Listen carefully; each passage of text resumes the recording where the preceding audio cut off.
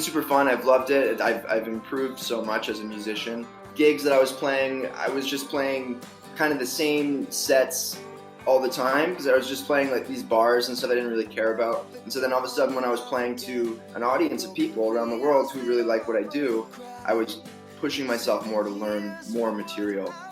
That's Corey Heuvel. I'm Jamie Green, and this is Trading Fours.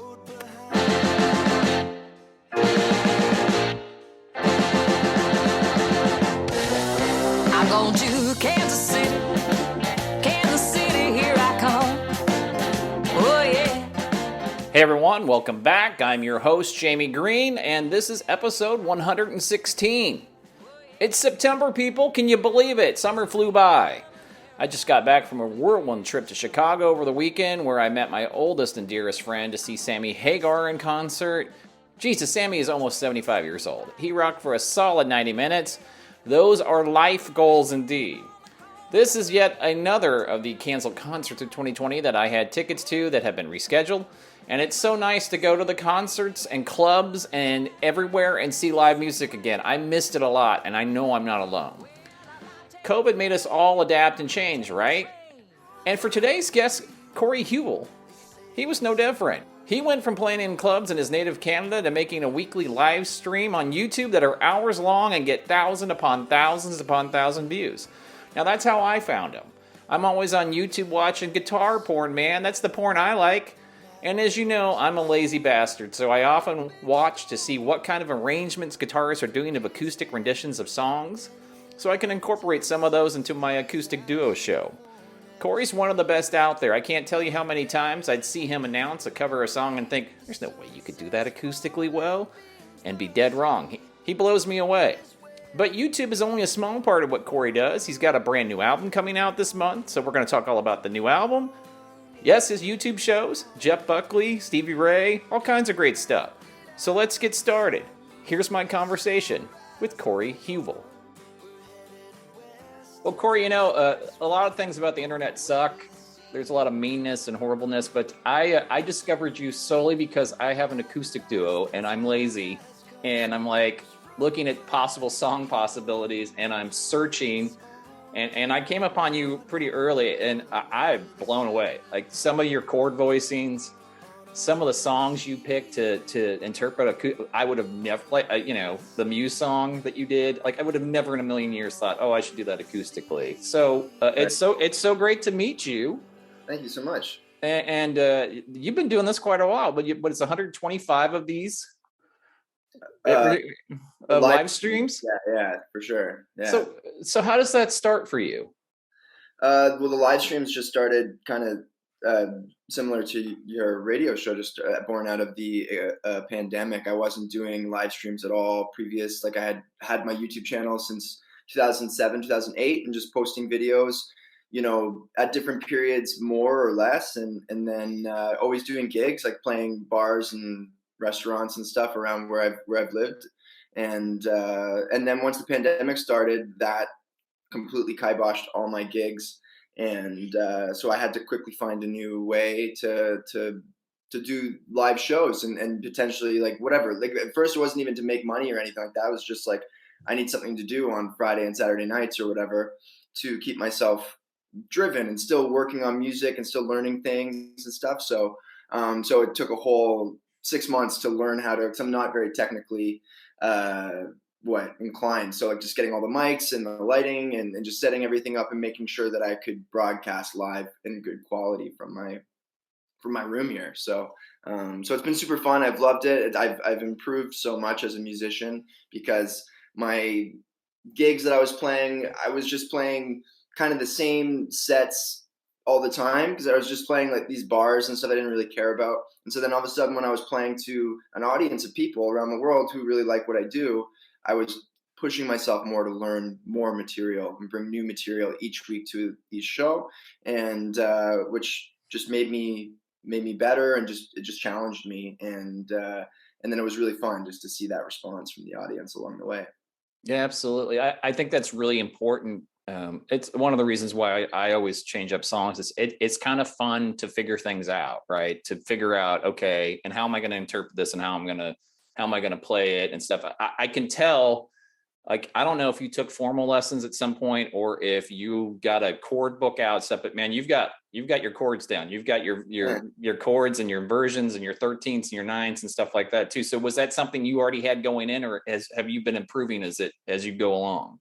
Yeah, well, I mean, I've taken lessons since I was, or when I started. I started when I was 6 or 7 years old, and I took private lessons until I was maybe 13 or 14. And it's really, I mean, I didn't. I think like learning chords and having a wide vocabulary of things to play on the guitar. That's really just that comes from taking the few structured and formal things that I was taught in my lessons, and then just continuing to learn music by ear and figuring things out and sitting down with the guitar and just messing around with different formations. And I loved tunings, playing in different tunings, so that was very natural for me to detune the guitar. And then you're forced to find new chords, you're forced to find kind of unusual shapes and have your fingers memorize these non-traditional chord shapes. And so then when you apply that to standard tuning, that same headspace, that I think that's really where that comes from. Like it's where you to stop using traditional chord shapes or campfire chords or bar chords and stuff, and look for unusual chords that maybe utilize open strings or force you to stretch and force you to maneuver. And then once you have the technical facility to do that, then it's just really fun to find those new voicings. So I mean, yeah, I think it comes from both just training and taking lessons and influences, but also just a lot of listening and just long nights messing around on the guitar. So Absolutely. You know, when you were talking, since you are a Canadian, I think Joni Mitchell is a great example of that. That yeah, Joni pretty early on got into alternative tunings, and as a songwriter, it like opened up so much for her. Do you totally. find that too? For because I know you've got some new music coming out, so let's talk about that. When's the new music coming out? Well, the album I've been working on for the last, I mean, in the studio working on it for like the last year, and I mean, but the songs are coming from years ago. Actually, some of the songs are coming from 7 or 8 years ago, and I just haven't really made a record in that time. The last full record I put out was in 2013, so it's been almost 9 years now since that time. So it's definitely I'm due for a new record, and but yeah, so some of these songs are like that, like that have been born out of just playing around with open tunings, and um, especially a few years ago, I was doing that a lot more. And then so some of the songs are older, and then some of the songs are from maybe 2 or 3 years ago, where I kind of started doing the live streams, and I think 2 or 3 of the songs kind of started were written in 2020. So it's a wide range of time that the songs are coming from. There's a lot of different stylistic things happening on the record because the songs are from a wide range of time. So yeah, so I'm not sure when the record's going to come out. I'm hoping in the next month or two. Like we're just kind of getting everything organized with the release now that the audio is done, everything's ready to go. So it's just gonna making sure that we're dotting all our I's and crossing all our T's to make sure it's all good to go. Sure. Do you have a title yet? Record is going to be called Starbird, which Okay. is one of the tracks on the record. All acoustic, or are you doing some electric stuff too? What's the kind of the breakdown? Well, so the song it's going to be like electric. It's going to be a very full sounding record with acoustic, electric, full band. There's strings. There's some different instrumentation going on. So I definitely wanted the songs to be um, fully fleshed out versions of these songs that really have only been played solo acoustic. So they were written as solo acoustic songs, not intended to be that way, but that was just out of necessity or whatever, out of the only way that I could perform them. That was just the way that they were. And so the way that I write songs, they often do work and can work just as a solo acoustic performance, because that's just the way that I do my covers and stuff on YouTube. I always want to make sure I can perform my songs from start to finish with just my guitar and my voice. And so it was really fun taking these songs that only existed in that way and then fully fleshing them out, trying to what instruments, how many layers of guitars are we going to add, strings are we going to do, is it going to be, are there going to be drums, or what's the vibe going to be like. And so then, but I also wanted the songs to have acoustic guitar present throughout the whole record. I didn't want, because so many people associate my music with the acoustic guitar and what I do that way. So I didn't want to lose that. I didn't want the record to all of a sudden be like this brash, thing. Right. So, but it definitely has that. It definitely has, you have a good mixture of acoustic moments and like heavier electric, rock and roll moments and funky kind of bluesy things too. So yeah, it's a very wide range of eclectic mix. Well, I'm looking forward to hearing it because Yeah. I listened to your earlier stuff and you're very talented. I'm very intrigued to hear it. It's funny when you're talking about that having to have an acoustic, and you're probably way too young to remember this, but I was working in the record store when More Than Words became a number one hit in America. And you get all these, I mean, not the stereotype, but it really was kind of moms that were coming in because they'd only heard the acoustic track. And then, Mhm. Porno Graffiti is a really hard rock. I mean, that's it. And they would come and sell it back Right. because they were like, this isn't what I was expecting, I was gonna get More Than Words in the whole record, not Get the Funk Out. Right. Which of course is me and probably you too. I'd like Get the Funk Out better because I think Nuno just plays really cool, tasty things. Oh So my God, Nuno's the man. absolutely. So I want to ask you a little bit, then let's get more into your background. Um, Jeff Buckley there's a few people that I, in my 54 years on this earth, that I became really intrigued with and really loved them and really loved their music. And then they died tragically young. And it's always one of those things where you wonder what could have been. Right. Stevie Ray Vaughan is one of those people. And that's the reason why I picked up the guitar originally. But Jeff Buckley, um, it's amazing how many people don't even know who he is or was. You do a beautiful job. So can we talk a little bit about Jeff's influence on you? Yeah. Um, yeah, I was making my very first album in 2006, 2007. I was still like 16 or 17 years old. And there's a song on the record that was called Grace, and I wanted to call the album Grace. And I was asking the producer who was working with me at the time, what do you think? Should we call it that? And he was like, or I was like, is there anything else that you know of that's well known that's called Grace? And so he said, well, one of the best records of all time is called Grace by this guy named Jeff Buckley.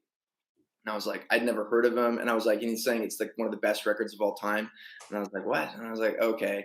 I'm like, all right, so I just need to go check this out. And so I did. I think that was the first song I listened to. I listened to Grace, and in whatever, however long the song is, 5 minutes, like my world was completely changed. Like just hearing that single song, just it introduced all kinds of things that I'd never heard done in music before.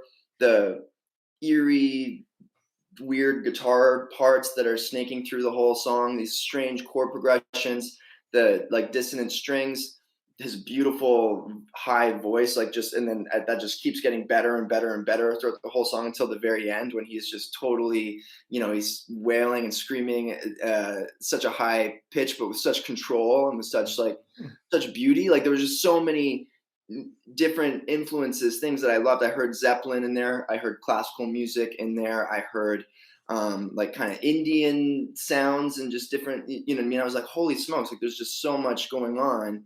And I knew from that song that this was like this dude was serious. And so then when I listened to the rest of the album, I was completely, converted. This was the most important thing that I had heard until that time. And so I became obsessed, and I just started learning all of his songs.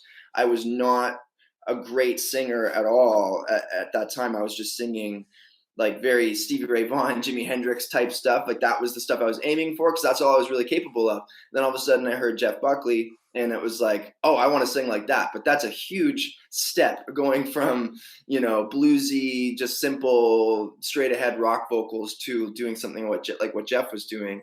So I worked really hard to learn his songs, and I spent a long time singing them really poorly and torturing people, like, here, listen to me sing this Jeff Buckley, people who want to hear me play Pride and Joy or something like that. And I'm like, well, no, listen to me play this Jeff Buckley song, this guy that you've never heard of, and then I'm going to completely butcher them.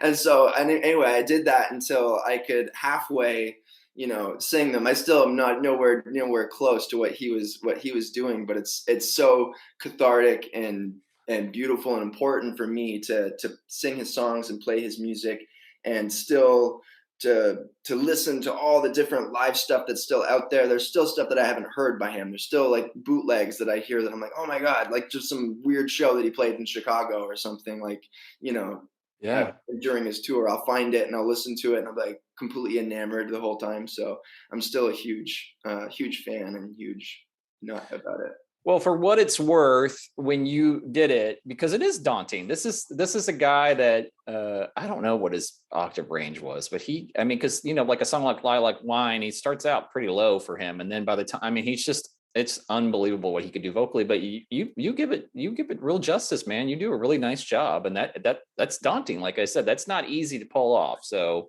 Well, I appreciate it. it's I just remember just when I heard the news, and it's just that I think he was 30, like just Yeah. which now seems really young. Did you get a chance to see him? Did you see him? I didn't get to see him. He was playing once pretty close to me, and that's you're poor. And I really thought to myself, Corey, I thought I'll catch him next time, which has become this huge thing now in my life because it's happened to me twice. It happened with him, and then it happened with Dizzy Gillespie. Okay.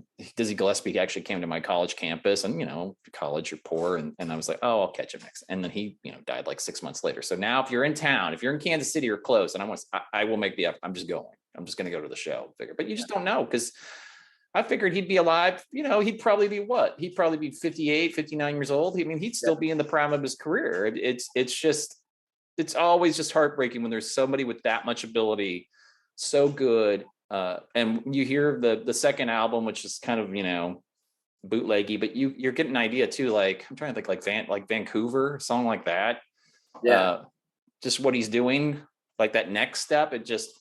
It breaks your heart, because gosh, I'd really like to hear it, because I'm sure it would have been amazing. So Yeah, the music what a loss to not like the music that would have been created by that man and so many others that were in a similar situation who died young, but especially him. For me, it's like it brings me to tears sometimes. I'll be listening to his music and I'll just have that moment of realization of just like how good he was, and then also just that bittersweet feeling of like, yeah, that we won't get to hear what his second or third or fourth album sounds like, and it would have been extraordinary. And like that's such a catastrophic loss that you know what I mean. It's yeah, one of the saddest things that I can think about, like from a cultural artistic kind of point of view. So yeah. it, yeah, No, I powerful. did see Stevie Ray 3 times, so I did get to do Oh that. wow, that's Once in awesome. Austin, which was just still the best show I've ever seen.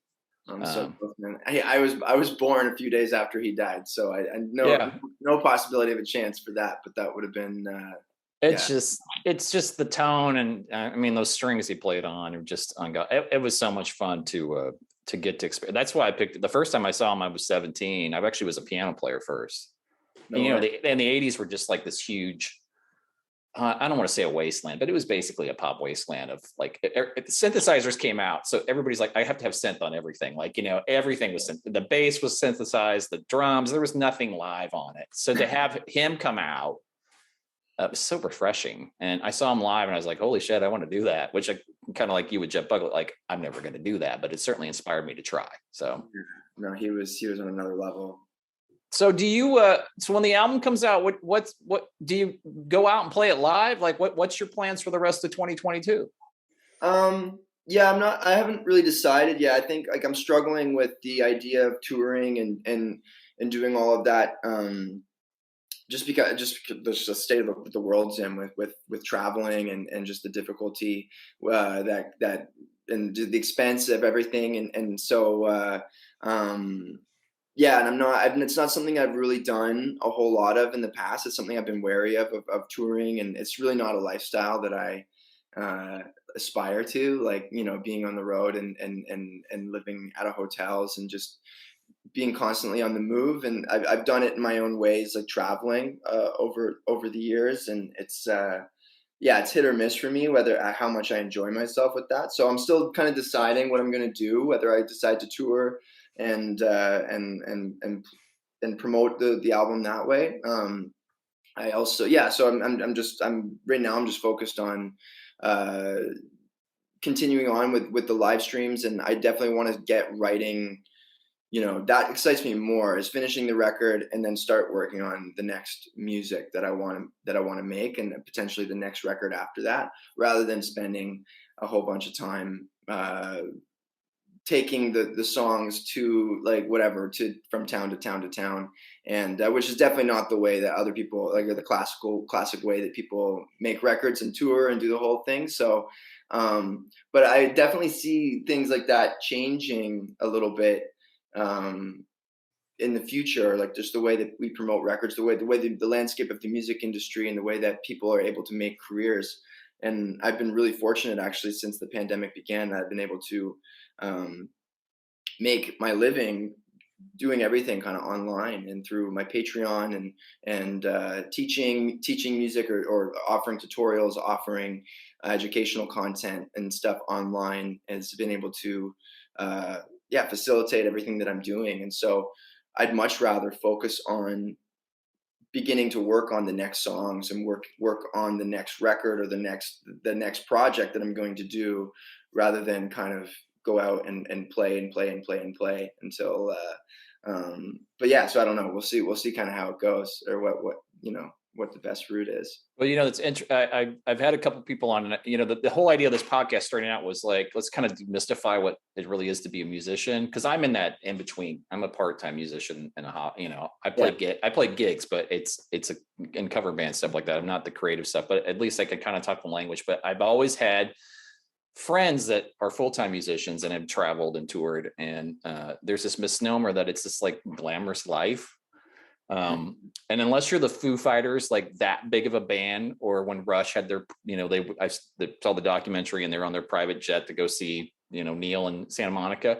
That's so not the normal. Right. I met Jeff Scott Soto with a friend 3 or 4 years ago, and he's a super nice guy, and what a great voice. And we're talking, and then he's like, "Oh, I got to get on the bus. We're going to Oklahoma City." Well, it's 11 o'clock at night, and he's a little older than me. He's sleeping on the bus. And that wears you down. That's not an easy lifestyle to do day after day after day after day. So I think people think it's glamorous that 1 hour on the stage is pretty cool, or an hour and a half or 2 hours, but the other 22 hours a day on the road kind of suck. Yeah. Right. I've often felt like it's always strange to me. I get it, back in 30, 40, 50 years ago, like there was no other way to do it. Like you had to do it. Like that's how you made money. That's how you got you took your traveling circus around the world, and that's how you made a living. And but it's always fascinated me that artists continue to do that, and you're wearing yourself out, you're wearing your voice out, you're wearing out your instrument, your body, that you need to make music, and that needs to stay inspired and stay creative, and all of this stuff. You're going to go take it out on the road for 6 months or whatever amount of time, and it's very difficult to make music and write music and feel inspired when you're living that lifestyle. And to me, that's however many years that artists often do that, throughout a 30, 40-year career, how much time are they taking away from time that they could be creative, that they could be making new music, learning new music, and bettering their skills? This also happens too. Artists start touring, and sure, you're playing shows every night, but you're playing the same show often. You're not really, are you really pushing yourself as a musician night after night? Like in your show, it depends on what kind of music you're playing. A lot of these jazz guys and stuff, like Right. that is the name of the game. So that's a different thing for sure. But a lot of these people are going out and just playing their show every night, and they're not really working on their craft. They're working on their performance, but they're not working on their actual playing, or their singing, and taking it to the next level. And so I think there's a disservice that artists do to themselves creatively by touring so much and by playing 4, 5, 6 nights a week or whatever, and they're not able to give enough or as much energy and time to the creative process, and making art, or making, or bettering themselves as people too, and artists. And so yeah, I feel like you want to be in an environment that's going to foster that, and being on the road, at least to me, just seems like the antithesis of that. Like that just seems like a void that's just going to suck life out of you. And so yeah, I feel like, nowadays too, like the other thing is, doing my live streams, the shows are recorded for posterity. Like they're recorded, they're there forever, and people can listen to them. 10 years from now, you'll be able to listen to some random live stream that I did, whether you want to or not, I don't know, but like it's there forever. And so oftentimes we go out and do these shows and they're done. Like it's gone in smoke, unless you record it, unless it's being recorded from like the desk and stuff like that. But it's going to be gone forever, and it's just an experience that those people that were there had. And there's something cool about that. There's something spiritual and beautiful about that too. Um, but yeah, I feel like what I'm doing right now, I like it because every single show that I play is going to exist forever, it is recorded for posterity. And I'm, yeah, very little outward energy other than doing the performance itself is being spent to get there. I'm in my comfortable place where I'm already working, and it's just, I'm still in my flow. I'm still in my yeah, natural movement, I guess. So